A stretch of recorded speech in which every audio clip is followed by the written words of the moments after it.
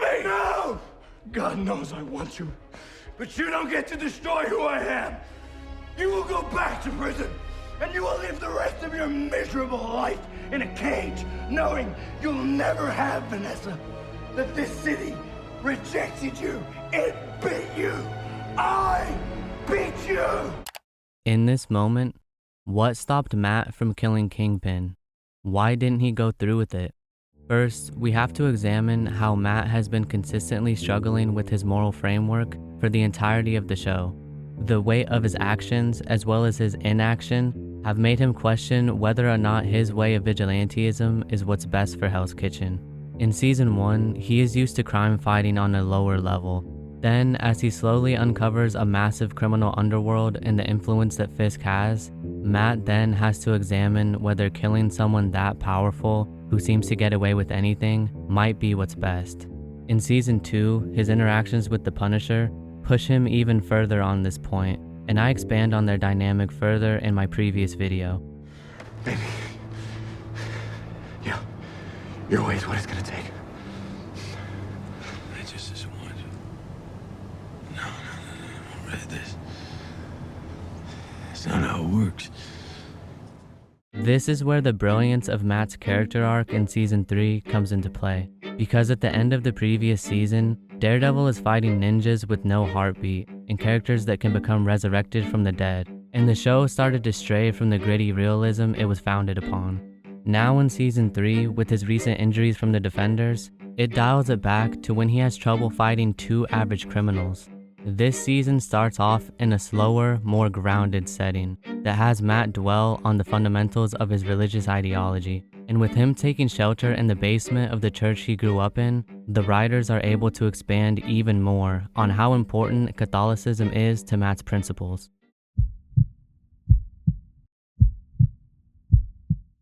Matt is struggling to overcome his physical injuries and battling within himself spiritually.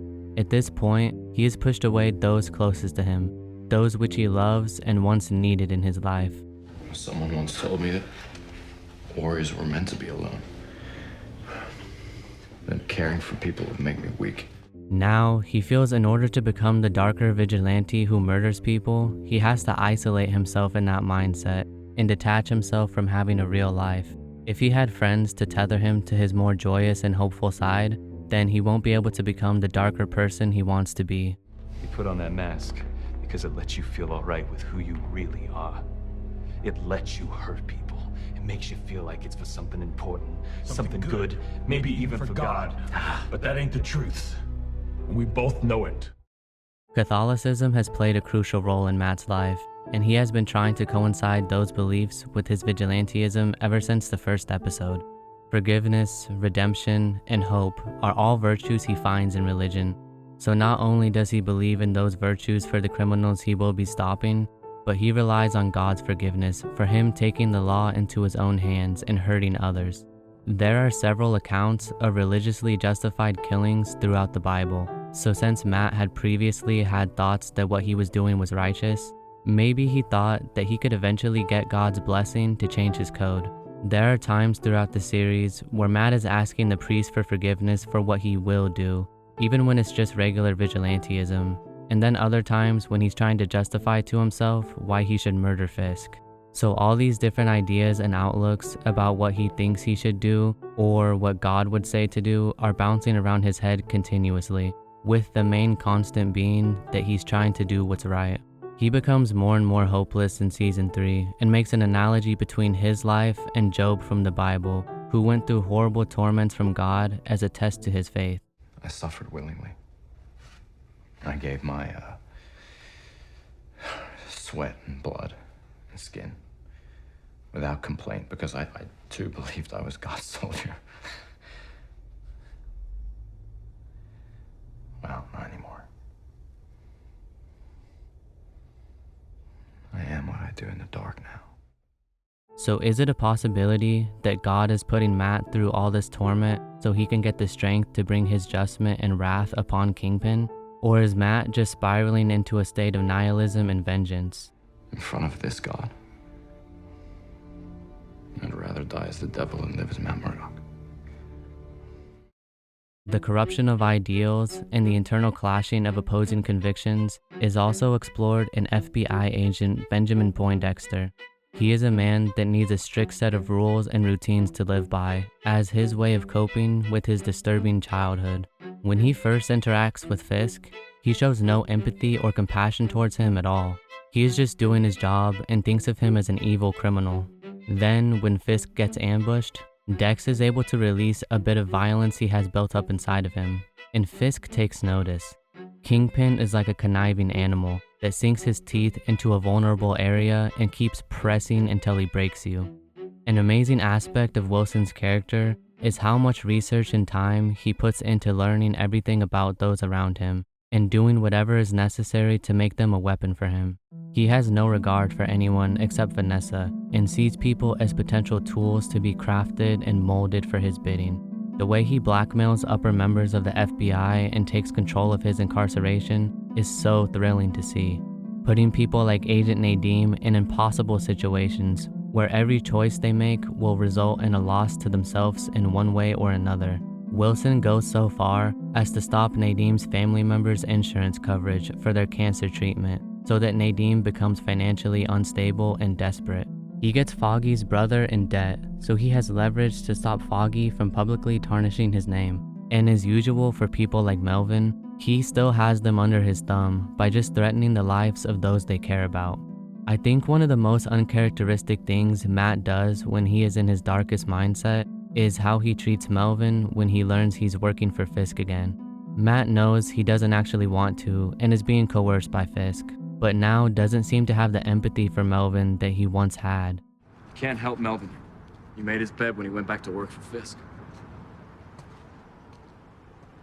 You're a cold piece of work, aren't you? I told him assholes like you and Fisk are cut from the same cloth, and both of you would take advantage of Melvin because he has a good heart and a trusting way. You've been warned, Betsy. You want to live? Run. Melvin even went so far as to burn down his workshop to make it so that he couldn't work for Fisk anymore. But then Fisk just threatened Betsy and got him a new shop. Matt's answer to Betsy and people in her situation is to just leave town and run out of Kingpin's reach. In reality, for most people, that would basically mean to leave town with a few things in your car, if you even have one, and become homeless, because you would now likely have no job, and the majority of Americans can't even afford a $1,000 emergency, so it's pretty difficult to uproot your entire life at a moment's notice. That's not to excuse their actions entirely, but I think most people would do what they did if they were in the same position. A bit more justifiably, Matt's anger and condemnation come out with his interactions with Nadeem as well. Nadeem has witnessed and become a part of some pretty horrible things, but it's so easy to empathize with him because we see his struggle throughout the season. Why didn't you blow the whistle when you watched your boss murder an agent? I don't know. Or when you saw Dex walk in that church, you didn't say a goddamn word when he murdered a priest. I don't know. Then why are we here? Because I took the damn bait! I think Matt also just blames himself for not stopping Fisk sooner, and then none of these people would even be in this situation to begin with. It's hard to predict and compete with the mind games Fisk plays on everybody, and like I mentioned earlier, one of his best plays this season is the corruption of Dex, to become his replacement as his moral compass and unleashing Dex's violent and frenzied side. Now Wilson can tarnish the reputation of Daredevil to the public, as well as give Dex an outlet for his violent tendencies. Dex finds order through chaos, while Matt finds order through religion.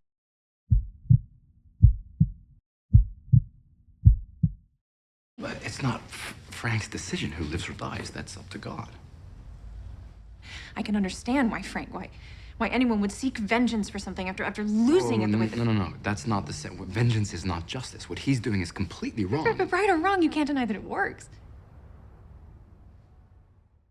As someone who was raised Christian, I love seeing the inner contemplation of trying to rationalize religion with the real world. Even if the outcome doesn't end with leaving the faith like I have, it's still such intriguing subject matter, because the stakes are so high.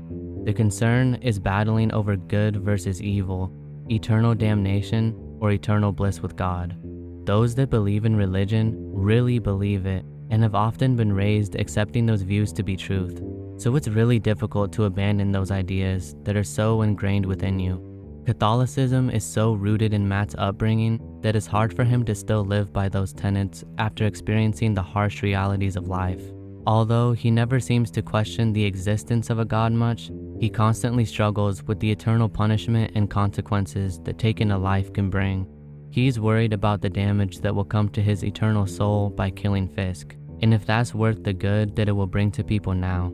He also doesn't want to kill Fisk for his own sake, because Matt believes in change and hope, and wants Fisk to take penance for the destruction he's caused and to take responsibility for his choices. But when Matt refused to kill him when he had the chance, he became tormented by the consequences. There's only one way to stop me, but you're not gonna do it. Are you sure about that? In a way, you're my accomplice. Everything that's happened since you refused to kill me is on you. I can't finish talking about the biblical aspects of this show and how they affect the characters' mindsets without bringing up Kingpin's Good Samaritan speech from season 1. You all know the story, and that most people want to think of themselves as the Good Samaritan, the kind stranger who will selflessly help those in need, not callously walk past them. This chilling moment is when Wilson finds a third option that applies to him. It means that I'm not the Samaritan. That I'm not the priest or the Levite. That I am the ill intent who set upon the traveler on a road that he should not have been on. This is Wilson's realization that he has to accept that he is a villainous figure, and this now justifies him to act accordingly. Wilson and Matt set out with the same goal of saving Hell's Kitchen, but now Wilson has to become a tyrant. He now sees himself as more of a deity, as a concept or abstraction rather than a person. He now has become the embodiment of ill intent itself.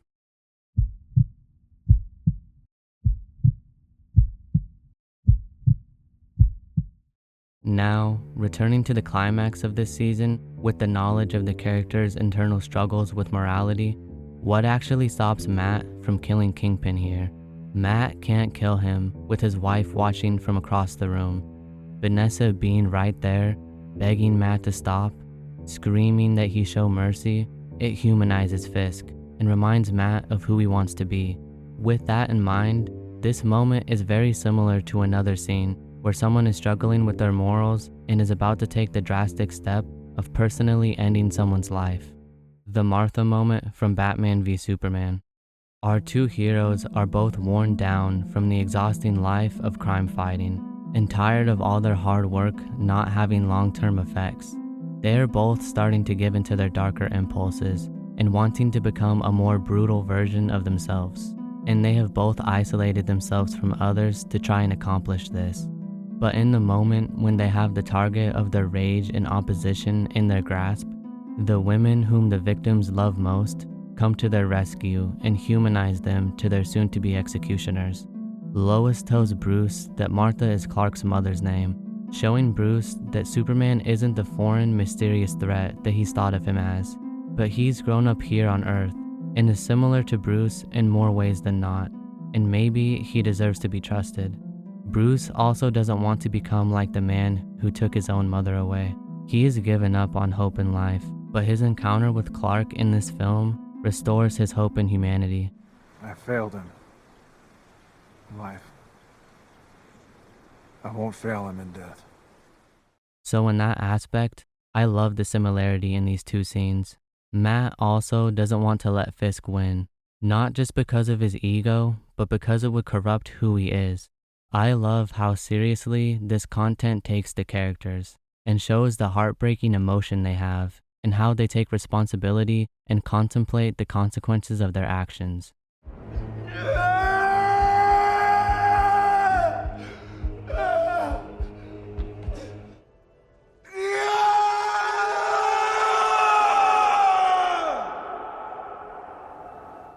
These are the screams of men in torment, fighting with everything they have to make sure they do the right thing, while also questioning their actions. There's some dialogue said towards the beginning of this season when Matt is at his lowest, when he talks about how he believes that people can't change. I don't think we can.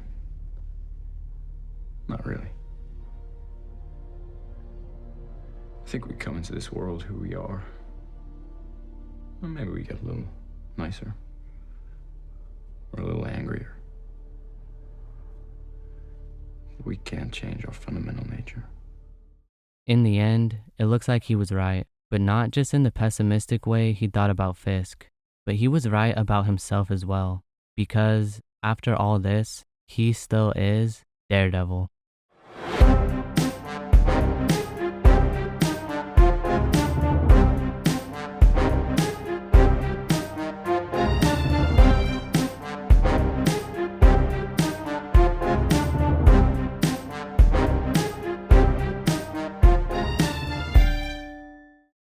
Hey, did you know that on my Patreon, I have exclusive, more taboo videos that won't be shown on this YouTube channel? My latest video is an uncensored, full-length essay discussing the idea of horror films and why those of us that love them are so attracted to them. Here's a small clip. These two young men weasel their way into a family's vacation home and just harass and torment this family for no reason at all. Then it goes a step further by having the main character break the fourth wall and look at the audience. He's looking at you like, hey, isn't this fun? Check out what I'm going to do next. Another interpretation could be how Haneke is looking at you and asking, why are you watching this movie when these poor people are being victimized? Why are you enjoying this? The characters and the filmmaker are toying with you, the viewer, just as much as the characters are with the family. Then later on, when he randomly